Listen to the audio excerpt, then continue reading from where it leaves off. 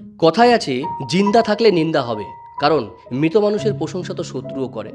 মানুষ যেমন উপরে তুলতেও জানে, মানুষ নিচে ফেলতেও জানে। হ্যাঁ, তোমরা হয়তো ঠিকই ভাবছো আমি কথা বলছি প্রবাসী ঘরকন্নার মহুয়াদির কথা। মানুষ যেভাবে তাকে ট্রোল করছে এরকম একটা দুঃসময়ে খুব খারাপই লাগছে, কিন্তু একটা কথা না বলে পাচ্ছি না। এটাই হচ্ছে জনতা, যে কাউকে উপরেও তুলতে পারে, কাউকে নিচেও নামাতে পারে। বিশ্বাস করো, আমি যবে থেকে প্রবাসী ঘরকন্নার দুই একটা ব্লগ দেখেছি, আমি ম্যাডামের কোনো ভিডিওতে কারোর কোনো নেগেটিভ কমেন্টস, কোনো হেটার্সকে পাইনি। কিন্তু আজকে একটা সামান্য ভুলে তার এমন ট্রোল করা শুরু করলো, প্রত্যেকটা নিউজ চ্যানেল নেমে পড়েছে সেই ট্রোলের সাক্ষী হতে এবং সেই ট্রোলের সহযোগিতা করার জন্য।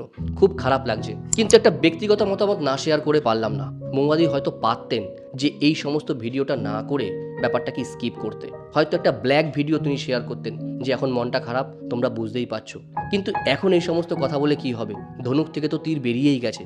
সুতরাং আমার মনে হয় এই ব্যাপারটা এখন এখানে স্টপ করে দেওয়া উচিত, কারণ ওনার এবং ওনার পরিবারের অবস্থা এখন কিন্তু মানসিকভাবে একদমই ভালো নেই। সুতরাং এই কাটা ঘায়ে নুনের ছেটা দেওয়াটা আমার মনে হয় এখন একদমই উচিত নয়। আপনার কি মনে হয় অবশ্যই কমেন্টস করে জানান। ভালো মন্দ থাকতেই পারে, কিন্তু মানুষ হিসাবে মানুষের পাশে থাকা সবচেয়ে আগে প্রয়োজন। উনি কিন্তু মানুষ হিসেবে খারাপ নয়, সেটা অলরেডি আপনারা প্রমাণ করে ফেলেছেন।